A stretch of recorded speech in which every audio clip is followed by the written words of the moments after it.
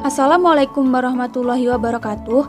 Perkenalkan, saya Sylvia Indohawa, perwakilan dari kelompok kami yang beranggotakan saya sendiri, Sylvia Indohawa, NIM 2019 102 303 11370, lalu Rizkita Audira Fernanda, NIM 2019 102 303 11372, dan yang terakhir Nurgita Fitriasari, NIM 2019 102 303 11408 dari jurusan Psikologi, Fakultas Psikologi, Universitas Muhammadiyah Malang yang akan menyampaikan sebuah topik gangguan psikologi yang bertemakan eating disorder. Untuk memenuhi tugas mata kuliah psikologi abnormal yang diampu oleh Bapak Zainul Anwar, MPSI Psikolog. Selamat menyaksikan. Pengertian eating disorder. Eating disorder adalah suatu gangguan psikologis dan medis yang menyebabkan kelainan serius dalam perilaku makan untuk mengendalikan berat badan atau biasa disebut sebagai suatu gangguan mental yang dapat mempengaruhi remaja. Berikutnya, penyebab eating disorder. Sejauh ini, belum diketahui penyebab pasti gangguan makan atau eating disorder. Namun, seperti juga gangguan mental lain, eating disorder bisa terjadi akibat kombinasi dari beberapa faktor, di antaranya 1. Faktor genetik. Beberapa kasus gangguan makan ditemukan pada orang yang memiliki gen tertentu. Gen ini dapat mempermudah terpicunya gangguan makan. Kedua, faktor keturunan. Gangguan makan juga umumnya dialami oleh orang yang memiliki orang tua atau saudara kandung dengan riwayat gangguan yang sama. Yang ketiga, faktor biologis. Perubahan zat kimia dalam otak dapat berperan menimbulkan gangguan makan. Dan yang keempat, faktor psikologis atau kondisi mental. Gangguan makan sering ditemukan pada orang yang mengalami gangguan kecemasan, depresi, dan OCD atau Obsessive Compulsive Disorder. Selain beberapa penyebab tersebut, terdapat sejumlah kondisi yang juga dapat meningkatkan resiko seseorang mengalami eating disorder. Di antaranya adalah berusia remaja. Remaja rentan mengalami gangguan makan karena cenderung lebih memperhatikan citra atau penampilan diri. Yang kedua, stres. Berbagai masalah yang menyebabkan stres baik dalam pekerjaan, keluarga, maupun hubungan sosial dapat meningkatkan resiko gangguan makan. Dan yang ketiga, diet yang berlebihan. Rasa lapar akibat diet yang terlalu ketat dapat mempengaruhi otak sehingga justru menimbulkan dorongan untuk makan secara berlebihan. Jenis-jenis dan gejala gangguan makan atau eating disorder. Ada beberapa jenis gangguan makan. Namun, 3 jenis yang paling sering dijumpai adalah anoreksia nervosa, bulimia nervosa, dan binge eating disorder. Gejalanya pun tergantung dari jenis gangguannya. 1. Anoreksia nervosa. Gangguan ini membuat penderitanya membatasi asupan makannya karena merasa berat badannya berlebihan, meskipun pada kenyataannya tubuhnya sudah ramping atau justru terlalu kurus. Penderita anoreksia nervosa juga akan menimbang berat badannya secara berulang-ulang. Asupan kalori yang terlalu sedikit pada penderita anoreksia nervosa dapat menyebabkan gangguan berupa tumbuhnya rambut atau bulu halus di seluruh tubuh atau lanugo, kulit kering, otot menjadi lemah, sering merasa kedinginan akibat suhu tubuh yang rendah, menstruasi menjadi tidak teratur, bahkan tidak mengalami haid, hipotensi atau darah rendah, anemia atau kurang darah, dan masih banyak lagi. Anoreksia dapat menyebabkan sejumlah dampak gangguan kesehatan berbahaya, seperti penipisan tulang, gangguan kesuburan, gagal jantung, kehilangan berat badan secara drastis, hingga kematian.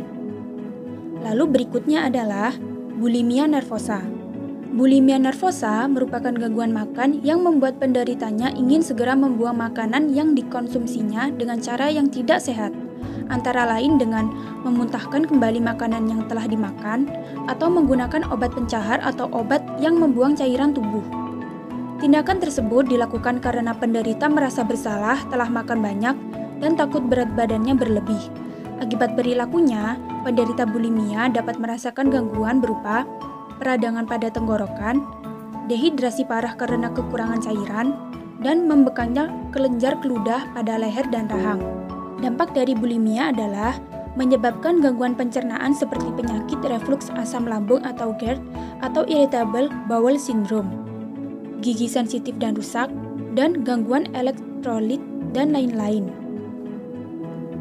Dan yang terakhir adalah gangguan makan berlebihan atau binge eating disorder. Binge eating disorder merupakan gangguan di mana penderitanya akan makan dengan cepat dan berlebihan, juga sering kehilangan kendali diri saat makan. Gejalanya adalah seperti mengonsumsi makanan dalam jumlah banyak, makan dengan sangat cepat, tetap makan saat perut sudah kenyang, dan bersembunyi saat makan karena malu bila terlihat banyak orang. Dampak dari binge eating disorder adalah menyebabkan obesitas atau berat badan berlebih, gangguan jantung, dan stroke. Banyak orang yang tidak menyadari bahwa mereka telah mengalami gejala eating disorder atau gangguan pada makan mereka, sehingga penanganan yang diterima kelak sudah terlambat dan tidak dapat maksimal. Untuk itu, perlu mewaspadai beberapa perilaku janggal, antara lain seperti menganggap makan bukanlah suatu hal yang penting dan tidak makan merupakan hal yang wajar. Yang kedua, selalu mengkhawatirkan berat badan dan sangat takut menjadi gemuk. Yang ketiga, sering bercermin. Yang keempat, menggunakan suplemen, obat herbal, atau obat pencahar untuk menurunkan berat badan. Dan yang terakhir, cenderung menghindari makan bersama keluarga atau teman-teman. Pengobatan pada gangguan makan. Penanganan gangguan makan akan melibatkan sebuah tim seperti dokter, psikiater, dan dokter gizi. Tujuannya adalah untuk membantu pasien dapat kembali menerapkan pola makan yang sehat. Upaya penanganan yang dilakukan meliputi 1. Psikoterapi. Terapi ini dapat membantu penderita untuk mengubah kebiasaan makan yang buruk menjadi pola makan yang sehat. Ada 2 terapi yang dapat digunakan, yaitu terapi perilaku kognitif yang bertujuan untuk mengenali, memahami, serta mengubah perilaku, khususnya yang berhubungan dengan pola makan. Lalu, terapi berbasis keluarga. Terapi ini dapat dilakukan pada anak-anak atau remaja dengan melibatkan keluarga. Tujuannya adalah untuk memastikan penderita mengikuti pola makan yang sehat dan mempertahankan berat badan ideal. Lalu selanjutnya adalah obat-obatan. Obat memang tidak dapat menyembuhkan gangguan makan. Meski begitu, obat antidepresan dan anti cemas dapat digunakan untuk mengendalikan keinginan makan berlebih atau mencegah keinginan untuk memuntahkan makanan. Obat-obatan juga dapat mengatasi kekhawatiran berlebihan terhadap makanan atau pola makan tertentu. Bila penderita sampai mengalami malnutrisi, dokter akan menganjurkan penderita untuk dirawat di rumah sakit. Pencegahan gangguan makan. Perlu bagi kita untuk melakukan pencegahan agar tidak mengalami gangguan makan. Pencegahan itu antara lain mencegah upaya diet. Orang tua dapat membiasakan makan bersama keluarga dan membicarakan pentingnya pola makan yang seimbang dengan porsi yang sewajarnya. Yang kedua, meluangkan waktu untuk bicara. Cara ini dapat mencegah gaya hidup berbahaya pada remaja. Berbicara pada anak dapat mengubah pemikirannya sehingga ia bisa memahami pola makan yang sehat. Yang ketiga, menumbuhkan citra penampilan fisik yang sehat. Orang tua perlu menumbuhkan rasa percaya diri pada anak. Selain itu, jangan mengejek atau menjelek-jelekan penampilan dan fisik anak meskipun hanya bercanda. Dan yang terakhir adalah percaya diri. Pentingnya untuk menumbuhkan sikap percaya diri dan cinta terhadap apapun kondisi fisik yang dimiliki. Cukup sekian dari kami.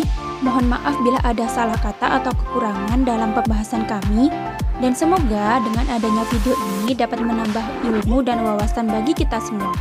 Terima kasih dan wassalamualaikum warahmatullahi wabarakatuh.